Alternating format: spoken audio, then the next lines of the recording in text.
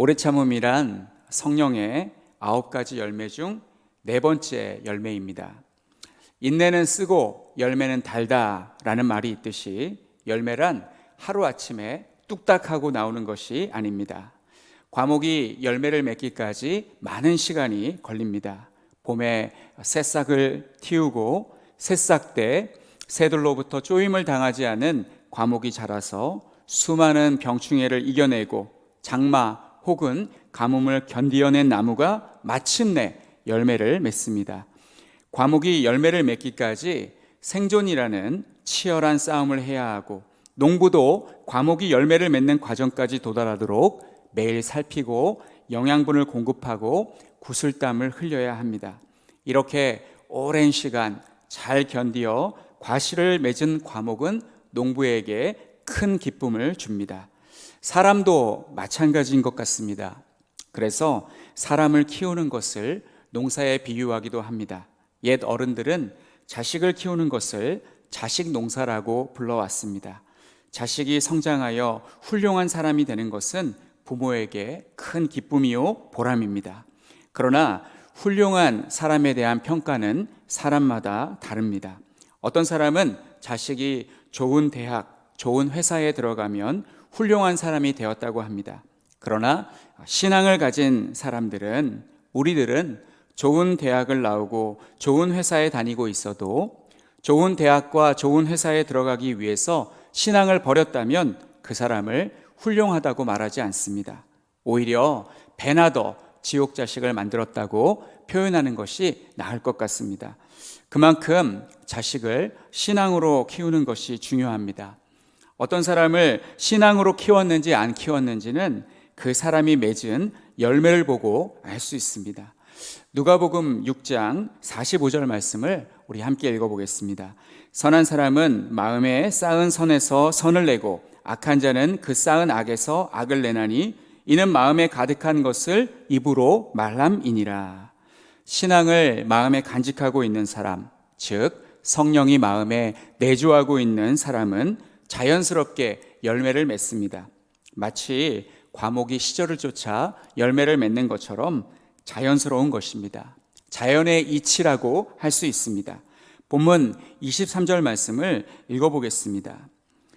온유와 절제니 이 같은 것을 금지할 법이 없느니라. 이 같은 것을 금지할 법이 없다라는 말씀에서 본문의 이 법은 율법을 가리킵니다. 즉 성령의 열매를 맺는 것을 금지할 법이 율법에 없다는 말씀은 성령의 열매와 성령의 열매를 맺는 것은 율법의 정신과 합치된다라는 말씀입니다. 14절 말씀에 이런 말씀이 있습니다. 갈라디아서 5장 14절 말씀에 온 율법은 내 이웃 사랑하기를 내 자신과 같이 하라 하신 한 말씀에서 이루어졌나니 라고 말씀합니다. 율법의 정신은 사랑이라고 할 수 있는데 성령의 열매도 바로 사랑이 포함되어 있습니다. 성령의 열매는 신앙의 열매입니다. 이는 오랜 노력과 시간이 걸리는 것으로 결국 그 사람의 인격이 됩니다. 만약 우리가 세상의 것을 취하기 위해 신앙을 포기하고 성령의 인도하심을 받지 못하면 갈라디아서 5장 19절로 21절에 열매를 맺게 됩니다.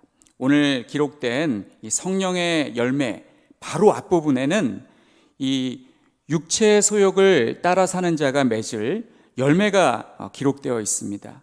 온갖 좋지 않은 것들, 부정적인 것들이 많이 있습니다.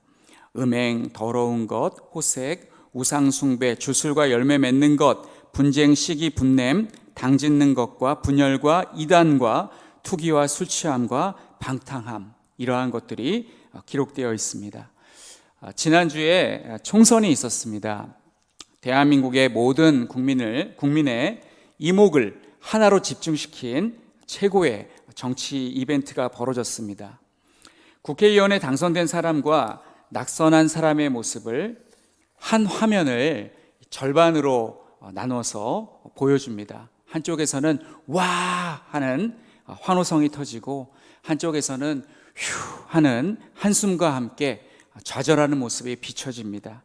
사람들 심리가 참 묘해서 내가 당선되기를 바랬던 사람, 즉 내가 찍은 사람이 당선되면 마치 내가 국회의원이 된 것처럼 기뻐하고, 낙선되기를 바랬던 사람이 떨어지면 안타깝게 생각하기보다는 10년 묵은 채증이 가라앉는 것 같이 통쾌함을 느낍니다. 이 후보자들과 선거운동을 하는 사람들은 온갖 명예와 부가 주어지는 국회의원이 되기 위해 서로 경쟁하며 네거티브 공방을 벌이며 유세 기간 중 서로 맞고소를 하는 등 가관이 아니었습니다. 마치 이 세상의 축소판 같아 보였습니다. 이것이 세상 사람들이 이 세상을 살아가는 방식입니다. 우리 그리스도인들은 세상의 빛과 소금이라고 하였습니다. 이렇게 각박한 세상에서 우리들은 성경에 기록된 성령의 열매를 맺으며 세상 사람들과 구별되게 거룩하게 살아야겠습니다.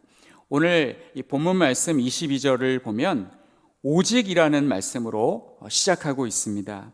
오직 성령의 열매는 이라고 시작하고 있는데, 이 오직이라는 말씀의 원래의 뜻은 그러나입니다. 이 그러나라는 이 접속사를 오직이라고 번역을 한 것입니다.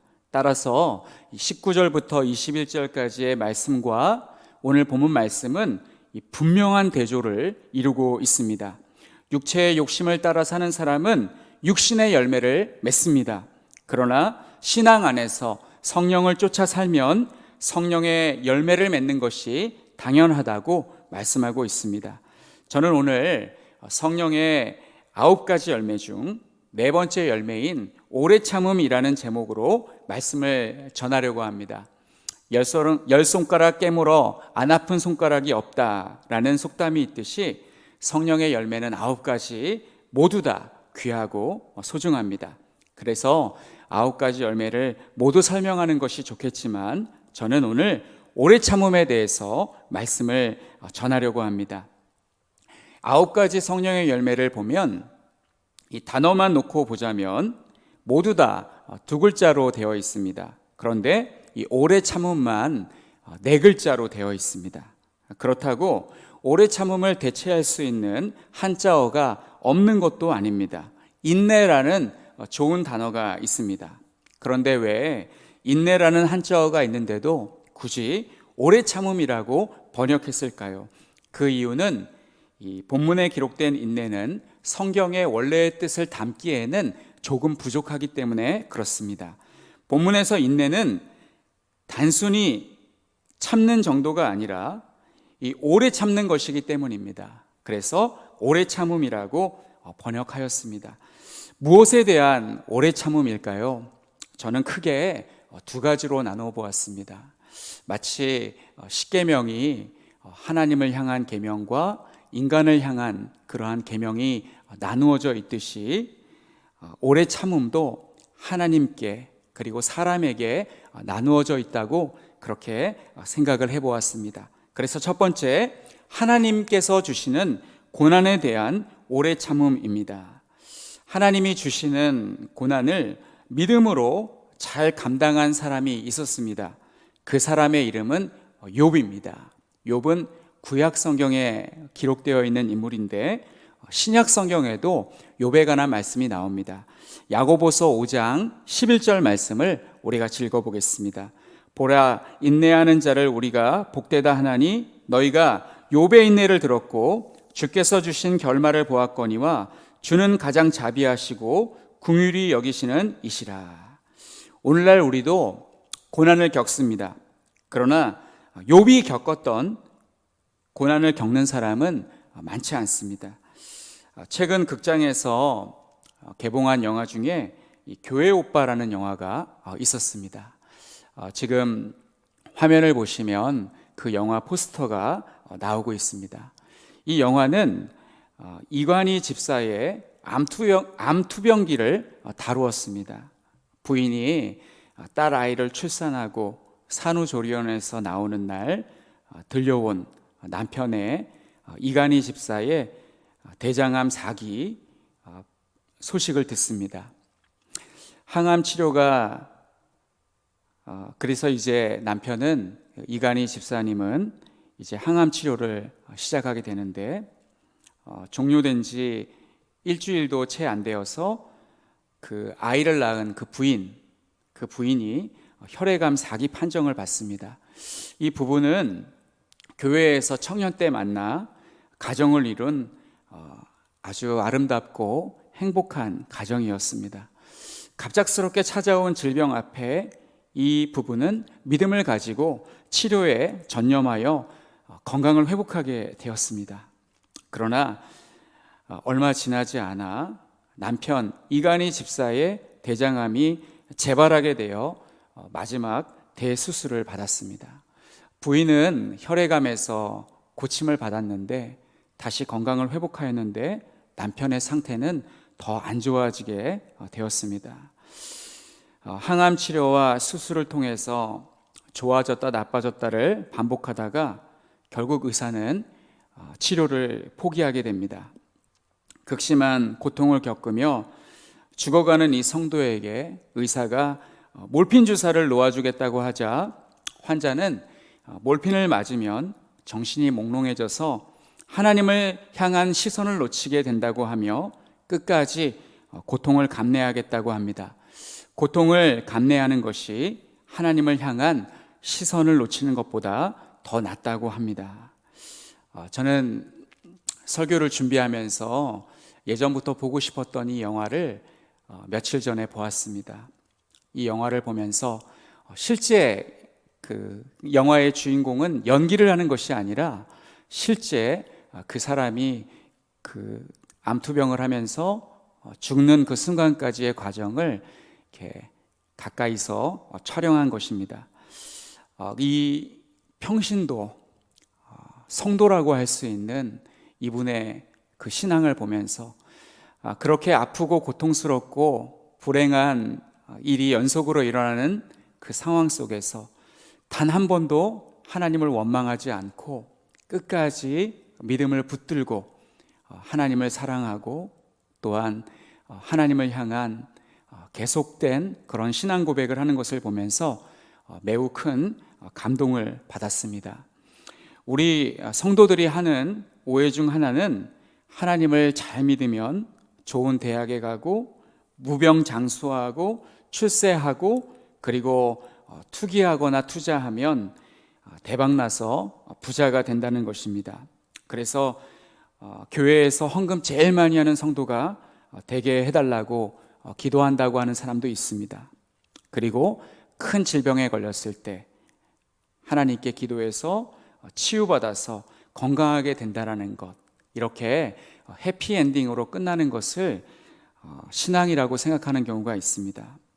그런데 이간희 집사님, 이 영화의 주인공인 이분은 그러한 삶을 살지 않았습니다. 결국 돌아가시게 되었는데, 천국에 가게 되었는데 끝까지 하나님을 원망하지 않았고 하나님께서 나의 삶을 인도하시고 함께 하신다라는 그 믿음을 끝까지 지켰습니다.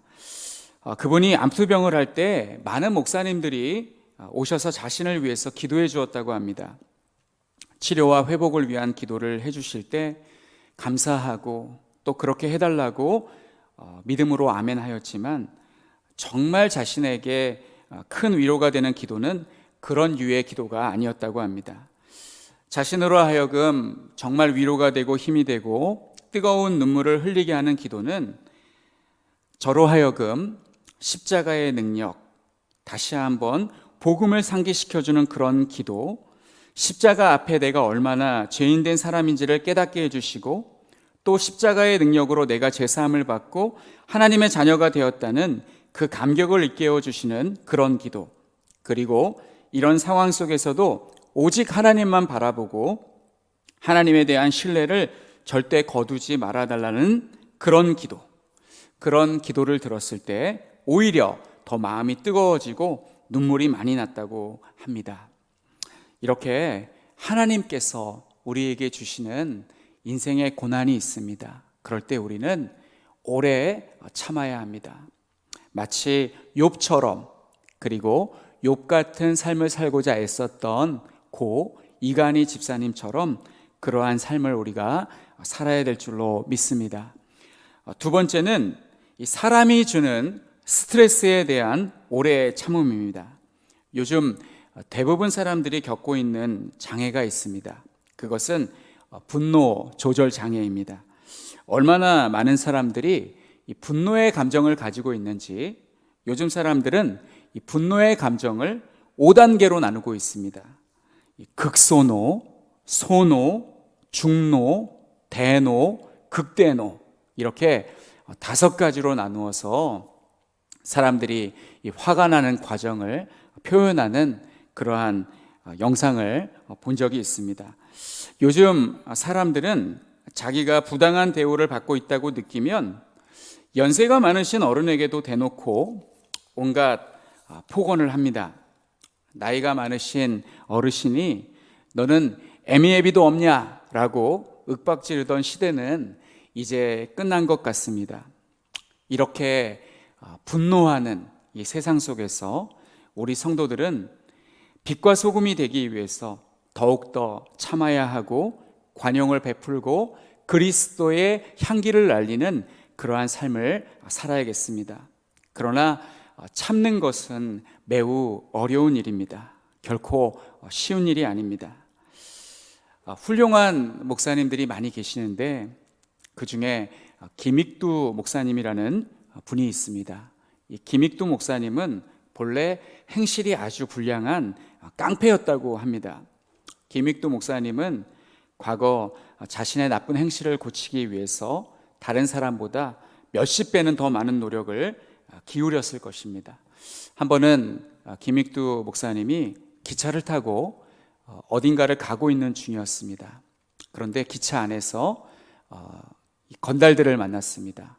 건달들이 김익두 목사님을 알아보았습니다. 김익두 목사가 기차를 타고 가다가 중간에 화장실을 가려고 잠깐 자리를 비웠습니다. 그러자 같은 기차 안에 있었던 건달들이 김익두가 목사가 되었다고 하는데 한번 우리가 시험해보자 라고 하면서 그 빈자리에 김익두 목사님 좌석에 앉아 있었습니다. 김익두 목사님이 화장실을 갔다가 다시 돌아와 보니 자기 자리에 누군가가 앉아 있는 겁니다. 그래서 여기는 제 자리라고 하면서 좌석표를 보여주었습니다. 그런데 그 사람은 끝까지 눈을 감고 꼼짝도 안 하는 것입니다. 몇 차례 계속 비켜줄 것을 요구하였지만 그 사람이 눈을 감고 약을 올리자 결국 김익두 목사님이 화가 나서 그 사람을 그 자리에서 끌어내고 그 자리에 앉았습니다. 그러자 그 건달들이 껄껄껄껄 웃으며 김익두가 사람이 바뀌긴 뭐가 바뀌어? 김익두가 목사가 됐다고? 하면서 조롱하면서 떠났다고 합니다. 그 모습을 본 김익두 목사님은 자신의 그 성품이 죽어지지 않는 것을 보고 크게 뉘우치고 회개하고 더욱더 자신을 연단하고 또한 절제하여서 훌륭한 인격을 가진 그런 존경받는 목사님이 되었다라는 말씀을 들었습니다. 그 후로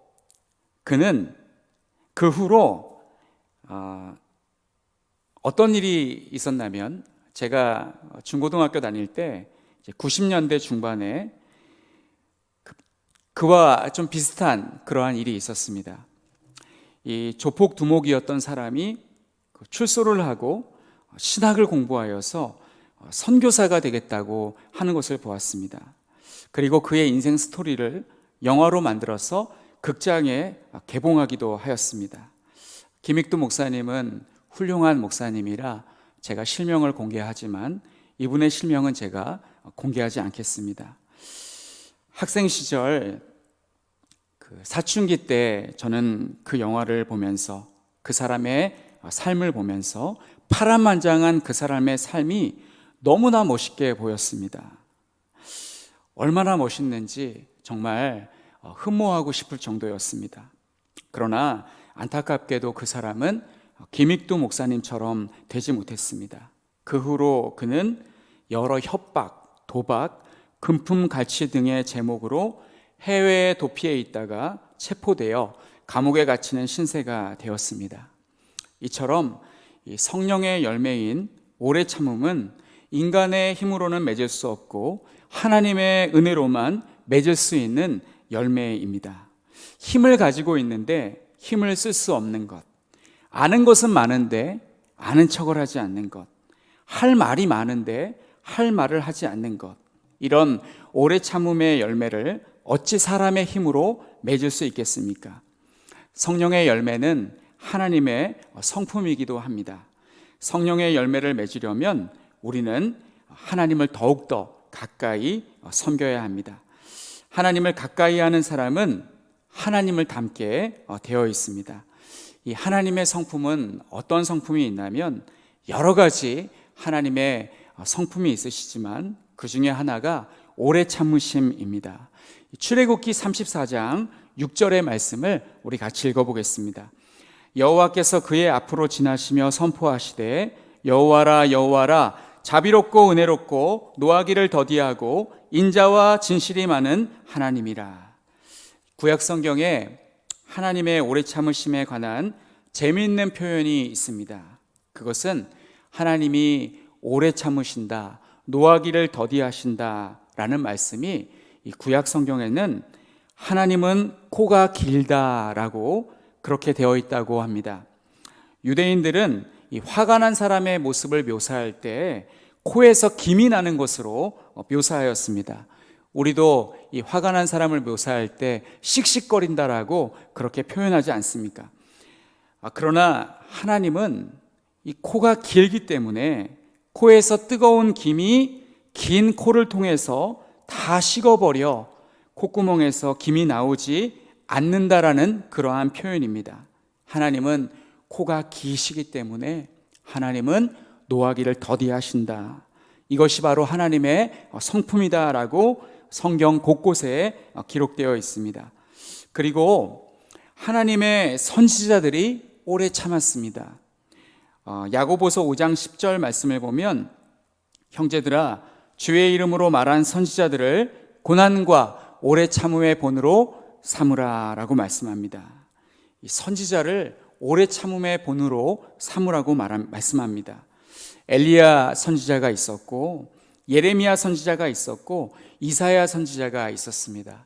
엘리야 선지자를 하면 떠오르는 그 연수는 3년 6개월입니다. 그리고 예레미야 선지자는 70년의 포로 기간을 예언한 선지자입니다. 이사야 선지자는 600년 전에 예수 그리스도께서 처녀의 몸에서 잉태할 것을 예언하였습니다. 그들은 모두 이스라엘 백성들로부터 외면당하고 멸시와 천대를 받았지만 하나님의 말씀을 선포하면서 오래 참았습니다. 이 선지자 중에 하나님의 오래 참으심을 답답해한 선지자도 있었습니다. 바로 요나 선지자였습니다. 요나 선지자는 하나님을 실망시킨 선지자였습니다. 구약 성경에서 기름 부음을 받은 사람은 왕, 선지자, 제사장 직분을 받은 사람이었습니다. 오늘날 우리 성도님들도 성령의 기름 부음을 받았기 때문에 기름 부음을 받은 왕, 선지자, 제사장 못지않게 귀중한 그리스도의 일꾼이 되었습니다. 그래서 우리는 선지자의 본을 받아 오래 참아야 합니다. 성도가 오래 참지 못하면 하나님께서 하시고자 하시는 일을 그르치게 됩니다. 또한 오래 참지 못하면 공동체에 많은 해악을 끼치게 됩니다. 이 야구 선수들에게 올 시즌 목표가 무엇입니까? 라고 물어보면 팀이 우승하는 것이라고 합니다. 몸을 쓰는 야구 선수들이 팀을 우승으로 이끌기 위해서 많이 인내해야 합니다. 참 치사한 방법이긴 합니다만 프로야구 감독들은 지고 있는 팀의 분위기, 즉 판세를 바꾸기 위해서 일부러 벤치 클리어링을 유도하기도 합니다.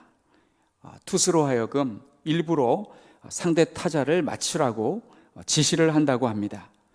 야구공을 몸에 맞아본 적이 없는데 이 야구 선수가 던지는 공을 몸에 맞으면 정말 고통스럽다고 합니다.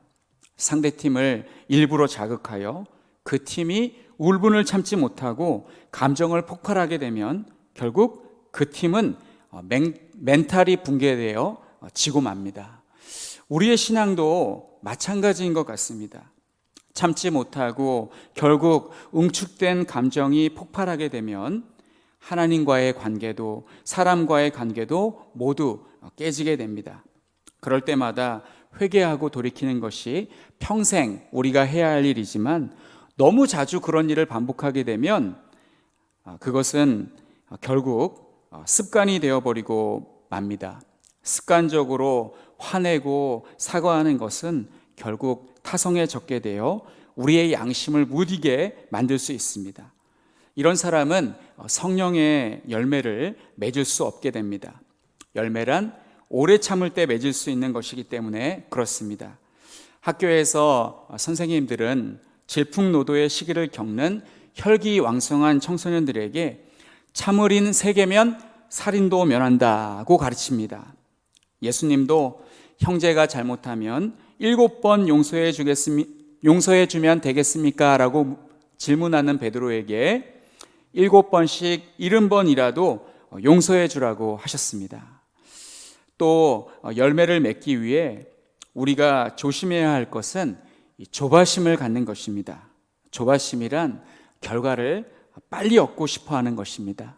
이것은 이 오래 참음과 반대되는 그러한 성품입니다.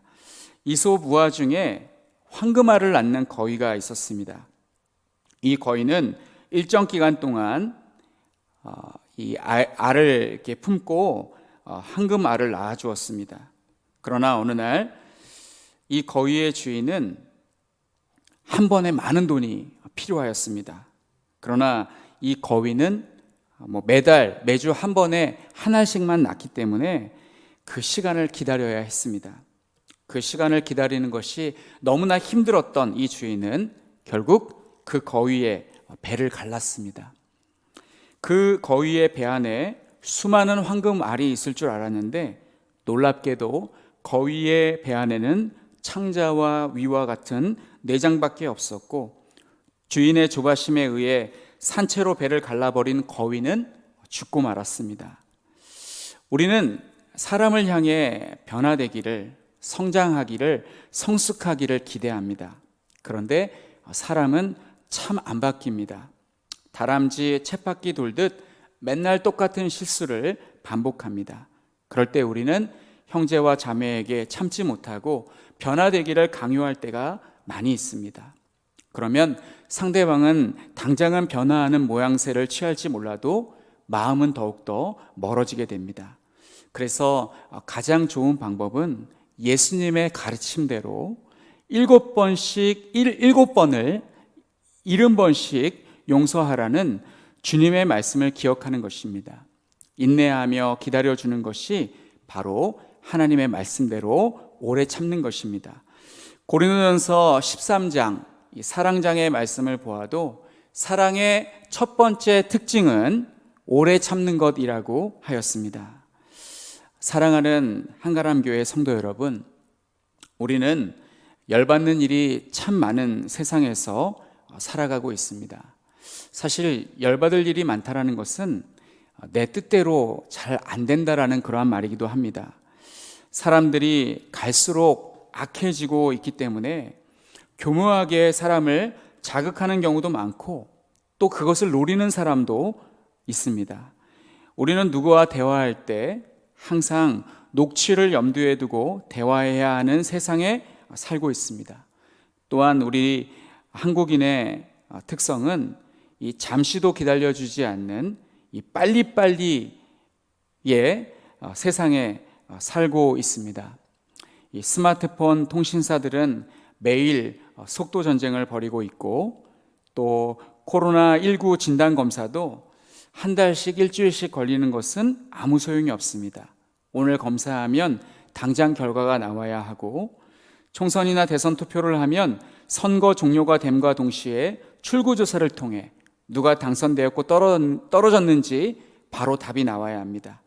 배달음식 앱을 통해 음식을 주문하면 30분 안에 음식이 도착해야 하고, 도로에서 자동차 사고가 나면 당장 보험회사 직원이든 레카 차량이든 엄청난 속도로 사고 현장으로 출동해야 하는 시대를 살고 있습니다. 이 다니엘서를 보면 이 말세의 징조로 다니엘 12장 4절 말씀을 보면, 다니엘아, 마지막 때까지 이 말을 간수하고 이 글을 봉함하라. 많은 사람이 빨리 왕래하며 지식이 더하리라. 이처럼 이 속도를 중요하게 생각하는 이 시대의 사회 현상은 오늘날이 말세임을 나타내주고 있는 것입니다. 예수님의 재림을 맞이하는 사람은 마음이 급하면 안 됩니다. 조바심을 부려서는 안 됩니다. 예수님의 재림을 맞이하는 사람은, 어떤 사람이 예수님의 재림을 맞이하냐면 기다리다 지쳐 중도에 포기하는 사람이 아니라 끝까지 견디는 사람이 예수님의 재림을 기쁨으로 맞이하게 될 줄로 믿습니다.